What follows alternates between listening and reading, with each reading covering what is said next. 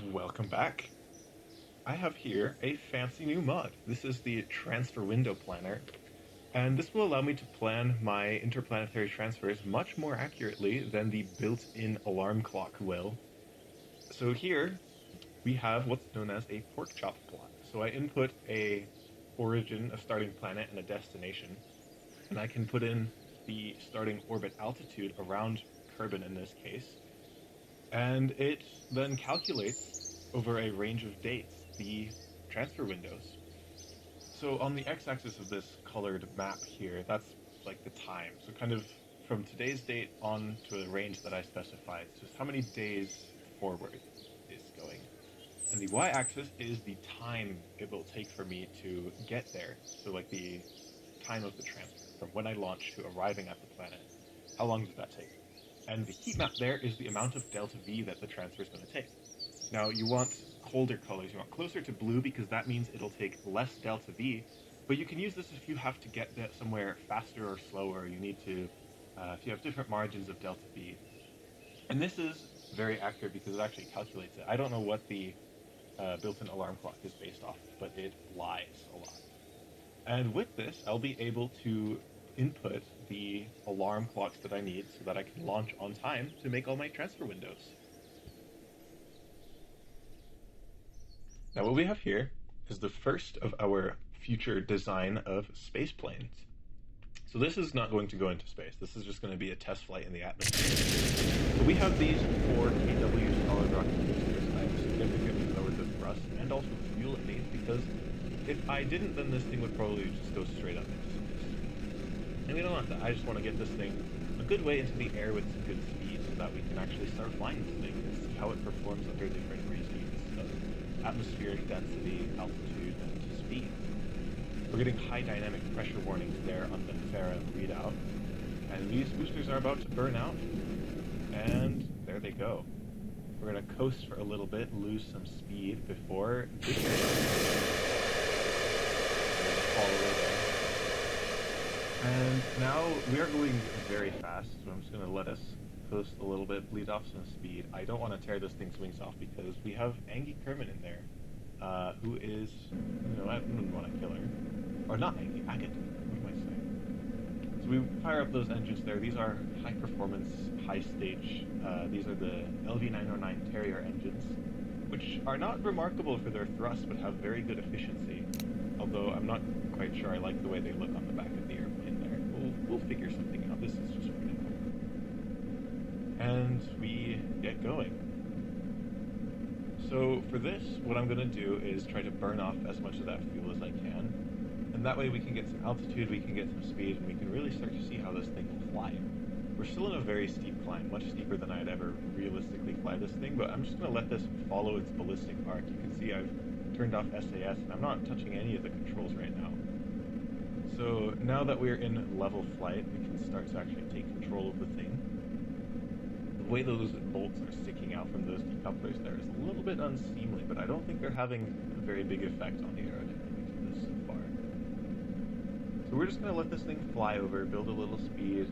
I'll probably see how this turns as we get to the mountains, and then we'll come in for a runway landing. I've learned my lesson, I'm not landing on a hill anymore. Those will have to be more rugged vehicles. So now we're going to cut the throttle and let this glide a little bit, and just see how this thing performs overall. Its glide characteristics will be very important for when we're returning from orbit and we will have very limited fuel. So it's good to get something that can glide very well before you have something that can, do powered flight very well. And I'm noticing it's a little bit nose heavy, so I start pumping some of the fuel backwards, and we regain a lot more of the control there. It no longer wants to just nose dive. And we can actually start pitching it up. So now I bring back the engines to continue to burn off some of the mass that we have, and to get us over these mountains. And then eventually we'll be able to start our turn back to the Space Center. So now very low throttle. We don't want to stall out completely, but we also want to keep burning off this fuel. And now we just cut the power and let this thing glide. We're pretty high up and we're pretty far from the Space Center, but we do have to do some turns to get ourselves lined up properly. So I may have to bring the engines back online for this. But we're just gonna go on through with this approach, get ourselves on course for the runway, do some turns. Now these turns are helping us get on course, but they are also bleeding off a lot of the speed that we've picked up in this glide. And this thing does glide very well, which is good to note. The wings are probably a little small, and I'll have to make some adjustments to where the center of mass of this thing lies. I've also enabled these spoilers here, which is something I'm going to have to tweak a little bit, because having them like this does make the vehicle want to pitch up. So now I've gone back into real time for the landing. Put the gear down. We are coming in pretty fast, and I'm going to try to bleed off as much of the speed as I can before actually landing on the runway, because I do not want to come down too hard and end up tearing this thing apart. And it would also suck if I flew off the end of the runway and slammed into the ocean. That would be pretty unfortunate. A pretty bad way to kill a Kerbal. So now I'm just deploying those spoilers. They do make me want to pitch up, which is a problem, and I'll probably have to add some more control surfaces in the future to either in different positions that don't have as much of a torque, or some ones that kind of cancel each other out so I can just get the drag that I need. So now coming in for final approach, getting ourselves lined up. We are coming in pretty fast, so I'm going to hit the spoilers. Let's make us pitch up. We're going to hit the runway, flare, and we completely overshoot. And yeah, at this point I think it's time to take off and go around, except we didn't even land, we were just going to go around. So burning those engines at full throttle to get us some distance before we do a turn. I'm going to kind of take this like a flying a normal traffic pattern, where you just kind of fly in an oval that takes you over the runway. So we're just going to bank to the left, and then fly parallel to the runway for a little bit, get some distance, and then we'll do another turn, start our descent, and then hopefully land this time. I'm not sure if we'll have enough fuel for another one of these, so this is going to have to be the real deal when we come around for this landing. So now, yeah, we're just going to get some distance so we have some margins once we complete that turn. Come out over the grasslands here, and I'm going to start my turn over on that ridge of hills over there once we reach it. Just coasting along now. We are getting some weird yaw oscillations from the SAS. Starting that turn now. Throttle up to get us some speed back so we don't crash into the ground. We will not be able to have this kind of flight on an actual orbital mission once we start doing those, because we will have little to no fuel left. It will just be one go. The actual space shuttle would come down very quickly and also very steeply. It would have like a 1 to 3 glide slope or something like that, and you would have just one attempt because it was a glide. But this is a test flight. We don't have to worry about things like that. We have fuel.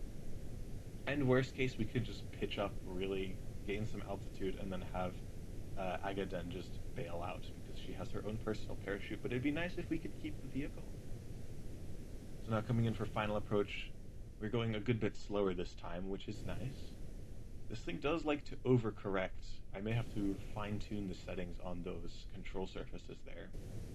I've banked back my spoilers a good bit, so now it does not make me want to fly up into the air. We're coming in pretty low, so I'm going to have to flare a good bit before we actually land on the runway. There's the shadow. I want to land on the runway, not before it. Flare, and bit of a short touchdown. Fire the drogue chutes, and enable the brakes. And that's a pretty good first flight. We have some notes to make, some improvements, but overall this is a design that I think will be able to be a good workhorse for us in the future. Now we have made some notes, we've made a few improvements, and here we have the Mark II of our space plane. I'm going to try to fly this to the North Pole to see if we can, give this thing an endurance test and see how far it can glide. And we're going to just get started, light up the engines, and start our ascent.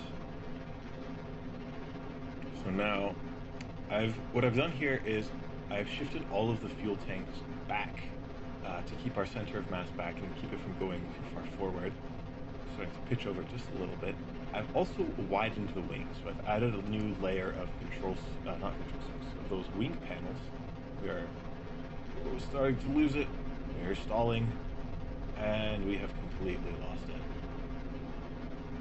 Okay, let's see if we can get this thing back under control.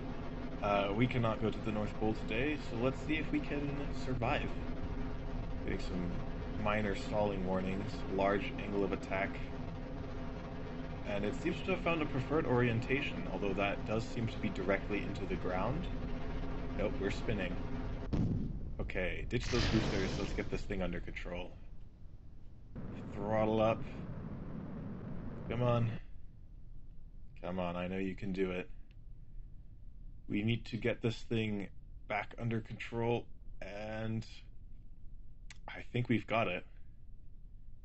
Okay, so we have recovered from whatever that was. Now we need to land this thing. So some notes, I guess. We need to move those boosters back, because I think what was happening was our center of mass and our center of lift on launch were a little bit misaligned, and this thing wanted to fly backwards, which is not good because we're thrusting that way.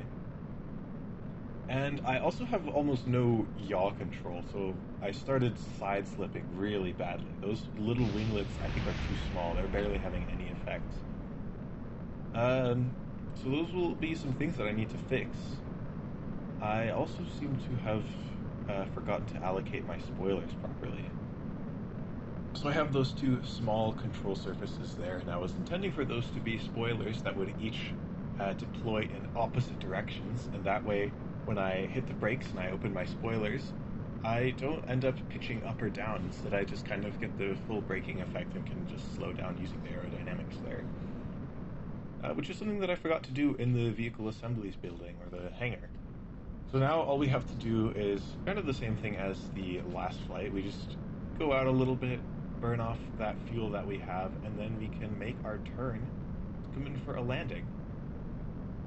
So, yeah, what happened there was I had those big boosters there, but they were, I think, too far low, and it ended up pushing the center of mass of the whole thing way too far back, and it wanted to just be really unstable and hard to fly. So I'm just tuning my spoilers there, putting the gear down 150 meters per second. This is pretty good for our landing. And yeah, now we just have to close in the rest of the distance, get in our final terminal approach. Final approach, I think, is the right term.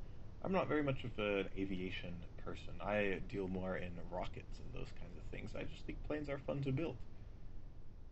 So now, coming in close, I am falling a little bit, so I want to, bring up the nose, kill my vertical speed. I put away the spoilers because at this point the speed that I have is important, but now I'm going a little fast, so I bring them back out, and this is a pretty good approach. Flare, and now we just want to put it down on the runway there. Beautiful. A little bit rough on the landing, but now we can get the drogue out. Same as before. And yeah, we bring this thing to a full stop. We got to see, I think this version of the plane itself flies a lot better. We just have to make some improvements to how we launch the thing, and then we'll actually be able to send this thing to the North Pole and do a proper entry and endurance glide test. But that will be in a little bit. In the meantime, while we work on that, we have a course correction for our Prune. If you remember, this was headed to Eve, and we have to make this correction so that we actually encounter Eve in a reasonable way and come close by so we can swing around, get a maximum use of the Oberth effect, and then either we can insert into orbit and have a nice Eve orbiter, which will also function as a relay, or depending on how the bodies are aligned, I do have a contract to return from Eve, from a flyby of Eve to Kerbin, which would be difficult because this thing has no heat shield. But it would be possible, I think, if we can, in the technological leaps that will come in the time that this thing returns, we may be able to actually send something up to catch it and retrieve all of the data. So now, coming in for our maneuver, this thing is a big, slow, lumbering beast. It has torque, but it's in those tiny reaction wheels all the way at the top up there, and we have this ginormous mass of fuel and engines that we have to swing. So we just warp along and let it kind of find the orientation. I have overshot the maneuver a little bit, but we're on such a large orbit that it doesn't even really matter that much. So now that we're mostly lined up, we can throttle just a touch. And yeah, you can see just how drastically our trajectory is changing. Because, yeah, we have now our encounter.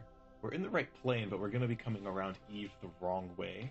I want to go with the direction that it's spinning. Because if I do decide that I want to aerobrake, then that will mean I'm coming in a little bit slower and I have a smaller chance of dying. So that's pretty good.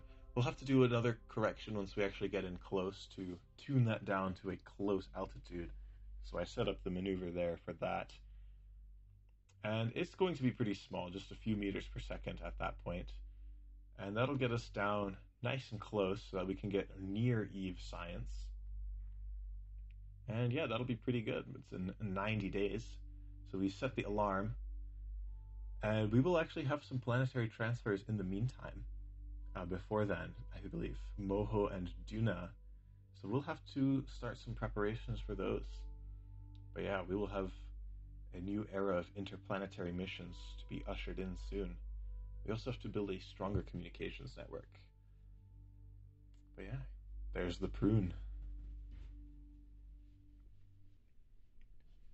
And now we are back. I have revised the layout of this. So we have these 4 boosters on the side here. I've switched them out for liquid fuel because I want the throttle control. And I've also shifted them up, more forward, so that way our center of mass stays in front of our center of lift and we don't spin around. I've also built some large tail fins on the back that you can see there, with small delta wings and the big control surfaces. And that will give me some more yaw authority and hopefully help prevent our side slip issues. So now we're just going up. I want to build a little speed before we start to pitch over for real. And we have picked up a little bit of sideways velocity, which I don't think is going to be too much of a problem, because we can just nullify that very early on. So I want to take this to the North Pole for a couple of reasons. The poles of Kerbin are these ice sheets that are perfectly flat, so they make for very good runways. They're also very large, so I don't have to worry too much about picking a specific spot to come down in. Now, the reason I'm going for the North Pole instead of the South Pole is because there is a bunch of land in between the Space Center and the North Pole, whereas there is a bunch of water between the Space Center and the South Pole. So if something were to go wrong and I would have to land, I'd prefer to do it on somewhere flat on land rather than on water, where I'm basically guaranteed to end up losing some part of the spacecraft. Although we both know that I have a very bad track record with landing on things that are not runways. But this thing is capable enough. I think I could probably put this thing into orbit with the amount of fuel I've loaded onto here. So this will be kind of a first stage for finally putting this thing into some orbital flights and giving it some good use. But that's not what I'm worried about. What I really want for this is to get going very fast and on a very high trajectory to simulate kind of how this thing will fly coming in from orbit at very high speeds. Although we will be coming in fairly steep, but that will be kind of a stress test for us for both the thermals and the aerodynamics, just to see how it handles under those stresses. So now I'm throttling back a little bit because I don't want to be going too fast, too low. I don't want to burn up. And yeah, 20 kilometers altitude. I'm not sure how high I want to get this. I want to reach close enough to space. So I throttled way back now because we are picking up some heat. But we are rising pretty quickly out of it. And you can see, yeah, I'll have just enough delta V to actually put this thing into orbit, although that's not what I'm really going for here. Checking my apoapsis to see how high it goes. And yeah, just checking to see if they collided into my plane there, which they haven't. So once those go, now I fire up these engines to kind of flatten out my trajectory and pick up more speed. I do want to rely on the aerodynamics of this to take me the rest of the way to the North Pole. You can see on the map trajectory there, it's kind of put me in the ocean, but we have wings on this. So now for the atmospheric flight, we're starting to pick up some heat. The key here is my vertical speed. I want to stop my descent using just the aerodynamics, no actual propulsion from this. So you can see my vertical speed is dropping a little bit, I hit the spoilers there just to kill my speed. And yeah, I have completely flipped my trajectory using just the aerodynamics of this thing, which is going to be very important because when coming in for this, I want to do as much of my slowing down as high as I can. So this will kind of help figure out what I need to do for that. Now I'm going remarkably slower than I would be, coming in from orbit and at a much steeper angle. So this gives me some hope for this thing's resilience in the future. And yeah, there you can see the North Pole. We are very high and very fast, so I have to start flying these S-turns here. The reason I'm doing the S-turns is because they did these on space shuttle flights, where if you just pitch up, that will end up putting you higher in the atmosphere, and it will also mean it increases your range. Whereas if you pitch down, it plunges you deeper. So what they did was they flew these S-turns, which allows them to kind of fine-tune their approach without changing how far they're going to go or how deep they are in the atmosphere, and just allowing them to slow down, which is kind of what I'm doing here. Although this thing does seem to be a little ineffective with control at this speed. Ferrum does model supersonic and transonic effects, where because your control surfaces are now stuck in a shockwave that is created by the tip of your aircraft, your control surfaces are feeling airflow that is slower than the air outside the shockwave, and so they become less effective. But as we bleed off speed and we drop below the speed of sound shortly, we'll start to see that I actually do regain a lot of that control. So now I'm just flying these big S-turns. I'm trying to kill as much of my speed and start falling because I do actually want to land this thing. I don't want to be stuck at, in the stratosphere the whole time. So you can see now we're about 300-ish meters per second, and that is just steadily dropping. So I have the spoilers here, and I'm just alternating between flying S-turns and pitching up to kill my vertical speed. And I've also enabled some pitch control on those tail fins there because they're slightly angled. But now that we're below the speed of sound, yeah, you can see this thing has much better control authority. And in fact, I'm able to fly a complete circle and start going southwards a little away from the North Pole before deciding to come back around. And these turns are helping us bleed off a lot of that energy that we've picked up from our descent. So now I've gone back here into real time, 6 kilometers up, and we're just going to let this thing fall a little bit, and then we'll kill off all that speed it picks up in this dive. So now, about 3,500 meters up from the surface, deploy the spoilers to help us slow down, and we pitch up to arrest our descent, and this thing flies very well under these conditions. I mean, I have no doubts that this thing is incredibly capable with its range. In fact, I might have trouble with overshooting based on just how this flight went. So yeah, admiring the view, those clouds there and the sunset. Now, because Kerbin has no inclination, there's points on the North Pole. I think the exact North Pole itself should technically have eternal sunlight, although it may be a little different with the actual angles of how the sun is reaching it. But we will be getting pretty close to the North Pole in this thing. In older versions, when you have these mods that have clouds, you would be able to see they kind of warp around where the North Pole is because of the problems of mapping a rectangular map onto a spherical body. But I think the new ones deal with that a little better. And yeah, you can see the camera starting to turn as we actually do end up close to the North Pole. I think it's somewhere over there to our left. And this spin is actually very distracting for me. So I'm going to have to... Yeah, there's the North Pole over there that we're passing by. Somewhere in that region. But yeah, we're 400 meters up. The ground is basically like monotonous. So I put the camera into the locked mode to stop that weird camera spin, and that way I can actually focus on landing this thing a little better. So about 300 meters up, it's very hard to tell where the ground is because there's no shadow and the terrain is perfectly flat. And there's also no ground scatter up here. I may have gone a little too far. I should have probably landed in the sun where I could actually see my shadow. But the good thing is the landing gear has lights. So once we get a little lower and a little slower, I'll deploy those and we'll be able to see where we are. Because while the radar altimeter is useful, I do actually like to see the ground for a visual landing. And yeah, there go the lights there. That's a very good idea now. I can actually judge where I am. So deploy the spoilers, kill off that last bit of speed. I want to touch down around a little, like under 100 meters per second, I think is a good speed. Because then I don't have to worry about actually stalling out and crashing. And I also don't have to worry about hitting the ground too hard. So now put the spoilers away for the final descent. Flaring at the last second to kill my descent. And a few meters up. Gentle. And a bit of a rough touchdown, but a smooth one nonetheless.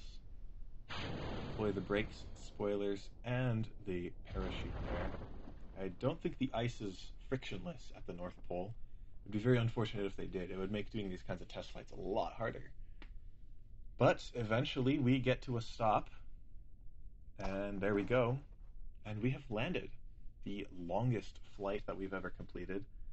I have neglected to put a ladder on here, but we'll just deploy the cargo bay. Admire the mock payload, which is nothing. You can see there I've got a little package. That's just a battery, some life support, solar panels, and an antenna for when we actually take this thing into orbit.